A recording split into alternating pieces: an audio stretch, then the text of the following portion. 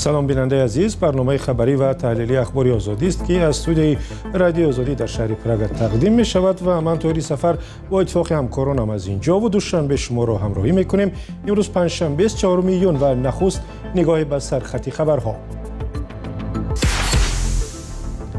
یک جوانزن تاجیک را برای بیرحمانه زدن کودک یک سالش به جوابگری جنایی کشیدند. مقامات میگویند بچه‌اش را از دستش میگیرند و ممکن است خودش به زندان رود.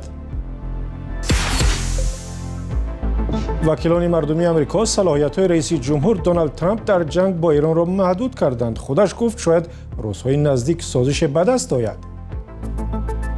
مذاکرات بسیار خوب پیش می رود. واقعا خوب. یعنی ممکن است پیشرفت حاصل شود یا نشود. کی می‌داند؟ ممکن است تا روزهای استراحت شود. گنج و یا شراب‌های گران قیمت استالین را می‌فروشند. در گرجستان مزایده شراب‌های دیکتاتوری شوروی سابق برگزار می‌شود. شاید این یکی از همان لحظه‌های تاریخی باشد که ما شاهد آن هستیم. مقامات انتظامی دوشنبه به ضد یک زن 22 ساله پرونده جنایی باز کردند که بیرحمی او به فرزندش مردم زیادی را در شبکه‌های اجتماعی به خشم آورده است. در ویدیویی که در این شبکه‌ها و به خصوص در فیسبوک میچرخد دیده می شود که این زن چگونه به سر فرزند یک ساله خود بیرحمانه و سخت با مشت میزند. ریاست امور داخلی دوشنبه روز 4 میلیون با نشر یک بیانیه رسمی گفت که بعضی ساکن شهر مولوده برهانووا با اتهام برقصدانه آسیب زدن به صحت انسان و تشکیل کردن فاحشه‌خانه پرونده جنایی باز کردند. معلوم نیست حادثه کی صورت گرفته است، ولی ریاست میگوید بعد از واکنش سختی جامعه به ویدیوی بیرحمی هویت زن را مشخص و بعضی او پرونده جنایی باز کردند. و قول ریاست امور داخلی مولوده برهانووا را در گذشته هم برای جلب دختران به تن فروشی و جوابگری جنایی کشیدند. بر اساس پرونده احتمال دارد فرزند خردسال مولوده برهانووا را از او گرفته برای پرستاری به اختیار دولت بدهند. در شرح ویدیو مناسبت بیرحمانه با کودک، کاربران زیاد در فیسبوک گفتند که مولوده برهانووا باید از حقوق مادری محروم کرده شود. نظر زنی بازداشت شده معلوم نیست. لطو کوب و یا بیرحمانه زدن طفلان خردسال در گذشته هم زیاد دیده شده است و خود وکالتدار حقوق کودک در تاجیکستان در گزارش سالانه خود گفته است که سال گذشته 6 مراجعه درباره زوراوری و یا زدن کودکان را ثبت کردند. در این گزارش آمده است تشویش آور آن است که بیشتر شخصان به کودکان زوراوری و یا ظلم میکنند که خود طفلان آنها را میشناسند و یا به آنها مهر بستند. رو میاریم به مسائل بین المللی. دونالد ترامپ رئیس جمهور آمریکا گفت مجتبی خامنه‌ای رهبر عالی ایران در مکالمه‌های دیپلماتی با آمریکا فعالانه شرکت دارد. ترامپ افزود میخواهد با او ملاقات کند ولی این به وضع وابسته است. رئیس جمهور آمریکا در این باره در یک پادکست با نشریه نیویورک پست صحبت کرده است که این پادکست روز چهارشنبه نشر شد. در همین روز وکیلان مجلس نمایندگان آمریکا سندی را تصویب کردند که صلاحیت‌های دونالد ترامپ در جنگ با ایران را محدود می‌کند. گزارش در این باره در تقدیم همکارم مولا رجب یوسفی. مجلس نمایندگان آمریکا که تحت نظارت حزب جمهوری‌خواه است به طرفداری محدود کردن صلاحیت‌های رئیس جمهور دونالد ترامپ در جنگ با ضد ایران رأی داد.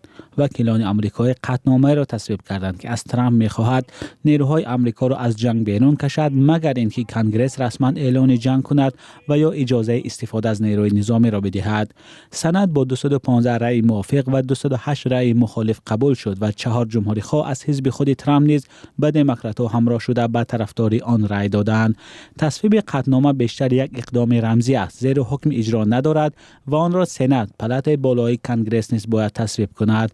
قطعنامه یک تلاش کم نظیر هر دو حزب اساسی آمریکا برای محدود کردن وکالت‌های رئیس جمهور در حالی است که جنگ با ایران وارد ماه چهارم شد. در سنا نیز یک طرح شبیه ماه گذشته آماده شد ولی معلوم نیست که رأیگیری درباره آن کی صورت می‌گیرد. وکیلان حزب دموکرات از ترامپ طلب دارند که برای استفاده از نیروی نظامی در نزاع با ایران از کنگره اجازه بگیرد. آنها به این باورند که این جنگ که در آخر ماه فوریه با ضربه‌های مشترک آمریکا و اسرائیل آغاز شد، استراتژی روشنی ندارد و خرج مردم را در داخل کشور بسیار بالا میبرد. به گفته وکیلان دموکرات، جنگ برعکس تلاش‌های دیپلماتی برای حل بحران برنامه‌های اتمی ایران را به عقب انداخت و مشکل تر کرد. دونالد ترامپ رئیس جمهوری آمریکا روز 4 ایون گفت ممکن است در مذاکرات با ایران به زودی پیشرفت حاصل شود. مذاکرات بسیار خوب پیش می رود. واقعا خوب. یعنی ممکن است پیشرفت حاصل شود یا نشود. کی می داند؟ ممکن است تا روزهای استراحت شود. رهبران حزب جمهوری خواه میگویند که عملیات نظامی به ضد ایران جنگ نیست و به اجازه کنگره احتیاج ندارد و محدود کردن صلاحیت‌های جنگی ترامپ به نفع رهبران ایران است. پیشتر از این رأیگیری مارکو روبیو وزیر امور خارجه ایران در حضور گروه از وکیلان آمریکایی از عملکردهای حکومت در جنگ با ایران حمایت کرد و گفت عملیات نظامی به ضد جمهوری اسلامی به پایان رسیده است. حکومت ترامپ میگوید که این جنگ برای امنیت ملی آمریکا ضرور است چون هدف آن جلوگیری از دستیابی ایران به بمب اتمی است. سلام، اگر خط و خبر می‌خواهید ما داریم. نوید بامدادی، سرخط خبرها، اخبار تاجیکستان و جهان، گزارش‌ها و تحلیل‌ها. چی می‌گذرد و چرا؟ دانستن فهمیدن است.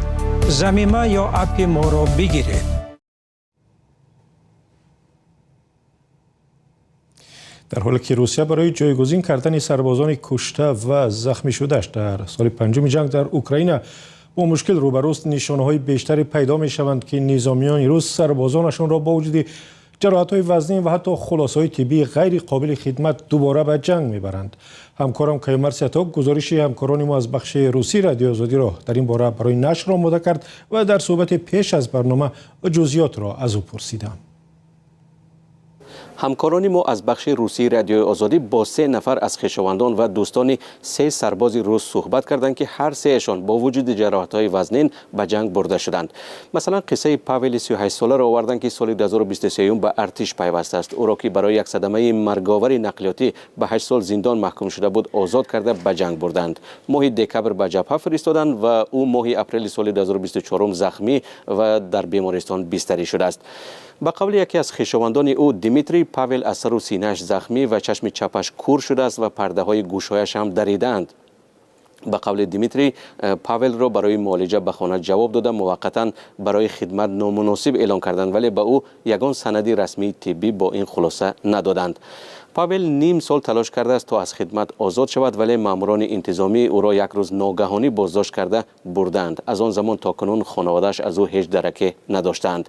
تعدادی از شهروندان تاجیکستان که از طرف روسیه به ضد اوکراین جنگیدند شاهد همین احوال بودند. از جمله اسماعیل رسولوف، یکی از زندانیان سابق که از محبس روسیه به جنگ رفته است، در یک مصاحبه با رادیو آزادی گفت که در دهه درینای کورسک 3 بار زخمی شد، ولی پس از معالجه‌های کوتاه هر بار او را دوباره به جنگ می‌فرستادند.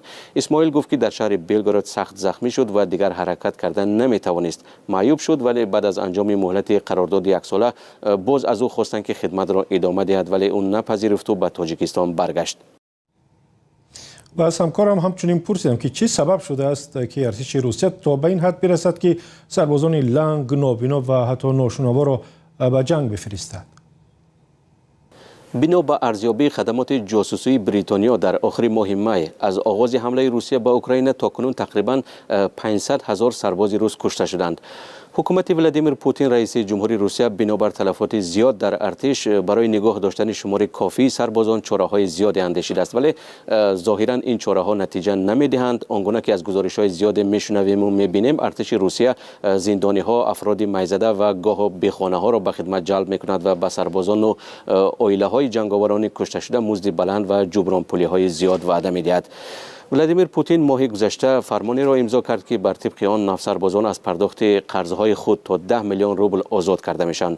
تا حال او از اعلان سفربری عمومی دوباره به ارتش خودداری کرده است، زیرا سفربری گسترده ماه سپتامبر سال 2022 سبب شده بود که صدها هزار جوان از روسیه فرار کردند.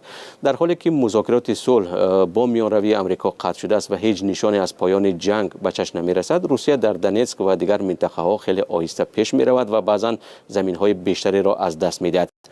از این جهت با افزایش یافتن تلفات تعداد سربازان زخمی، فرماندهان روسیه دیگر سعی دارند از هر راه صف نیروهای مسلح خود را دیگر باره پر کنند تا جنگ ویرانگر در اوکراین را ادامه بدهند. همکارم کیومر سیاتوک درباره تلفات ارتش روسیه در جنگ اوکراین صحبت می‌کرد. طوری می‌دانیم در این جنگ تا کنون صدها نفر از تاجیکستان هم یا با زور یا اختیاری شرکت کرده کشته و زخمی شدند. گزارش مفصل را در این باره می توانید هر وقت دلتان خواست در وبسایت رادیو آزادی در نشانی azadi.org بخوانید.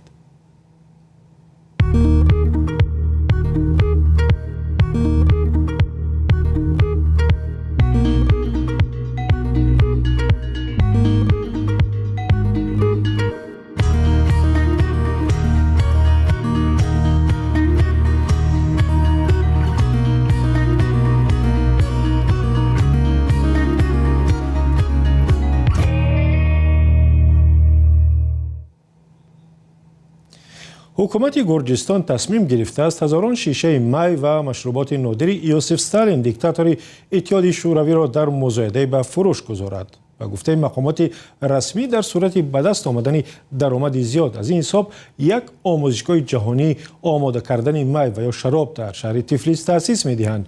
جزئیات در گزارش همکار ما میرزا نبی خالقزاد. این انبار مشروبات یوسف استالین است. هفته روان حکومت گرجستان در شهر تفلیس مجموعی عبارت از 40,000 ظرف شراب نادر دیکتاتور شوروی را باز نمود. ویکتور چن برای آشنایی با این گنجینه اجازت گرفته است. شاید این یکی از همان لحظه های تاریخی باشد که ما شاهد آن هستیم. استالین که زاده گرجستان است از سال 1924 تا سال 1953 رهبری اتحاد شوروی را بر دوش داشت. به قول تاریخ شناسان استالین دوستدار مینوشی و جمع‌آوری انواع مختلف مشروبات بوده است. یک بخش بزرگ گنجینه مشروبات استالین را شرابی تشکیل می کند که پادشاه روسیه الکساندر سه و پسری او نیکولای دو از مشهورترین مؤسسه های تولید شراب شهر باردای فرانسه خریداری نمودند. سال 1917 در پی انقلاب بولشویکی ذخیره شراب پادشاه روسیه مصادره و استالین نگهبان آن تعیین شد. با مرور زمان استالین به این مجموعه نوع‌های گوناگون شراب گرجی را همراه کرده است. حکومت گرجستان امید دارد که در مزایده از این مجموعه شراب درآمدی خوبی به دست آورده از این حساب یک آموزشگاه تولید و نگهداشت شراب تشکیل خواهد کرد. و خبری متاسفانه ناخوش حالا به دست ما رسید و درباره مرگ دو نورستی که در نتیجه سیل در ناحیه شمس‌الدین شاهین جان باختند. فاجعه روزی 3 ایون اتفاق افتاده است و 3 کسی دیگر زخم برداشتند و در بیمارستان بستری هستند. در حکومت ناحیه شمس‌الدین شاهین روزی 4 ایون و رادیو آزادی گفتند که شمیل هاشم زاده 9 ساله و سلمان غفورزاده 11 ساله همراه 3 نفر دیگر در اطراف دهه شهری بربر در ناحیه شمس‌الدین شاهین چهارم می‌چراندند که در دم سیل ماندند و به هلاکت رسیدند. هواشناسان تاجیک در همین روز به مردم کشور هشدار دادند که روز 5 ایون به خصوص در مناطق کوهستانی احتیاطکار باشند زیرا خطر آمدن سیل زیاد است. در هشداری رسمی که اداره آب و هواشناسی تاجیکستان نشر کرد گفته می شود فردا ممکن است در بعضی از منطقه‌های ناحیه‌های تابع مرکز ولایت‌های ختلان، سوخت، بدخشان باران زیاد باریده سبب آبخیزی شود. خطر سیل آبخیزی از جمله در رودخانه‌های زرافشان، وخش، پنج و رودخانه‌های جنوبی خطرکوه حصار پیش بینی می شوند. هواشناسان تاجیک در این روزها به مردم هشدار می‌دهند که از سفر به محله‌های کوهی و نزد دریاهای پرتقیان خودداری کنند. سیل آبخیزی که بهار امسال در تاجیکستان بسیار زیاد مشاهده شد فقط در ماه می کمش 4 نفر را در شهرهای کولاب و تورسونزاده کشت و 5 کسی دیگر را زخمی کرد. در شهر کولاب در اول ماه می به گفته مقامات بیشتر از 800 خانه آسیب دید. در شهر پنجکن بر علاوه 10 خانه استقامتی و انشاءات در آخر ماه گذشته بیشتر از 13 کیلومتر شبکه‌های آبیاری و خطهای نیروی برق ضرر دیدند. تاجیکستان که یک کشور کوهستانی است در برابر سیل آبخیزی و هرچه به هم خشکسالی بسیار آسیب‌پذیر است و سالانه در نتیجه این فلاکت‌های طبیعی $10 میلیون ضرر می‌بیند. اخبار آزادی اینجا به پایان رسید. سپاسگزاریم که تا این لحظه و تا پایان برنامه با ما بودید. خبر و گزارش‌های بیشتر در وبسایت azadi.org و صفحه‌های ما در فیسبوک، اینستاگرام، تیک تاک، تلگرام و هم در کانال آزادی ویدیو در یوتیوب. تا دیدار در برنامه‌های دیگر.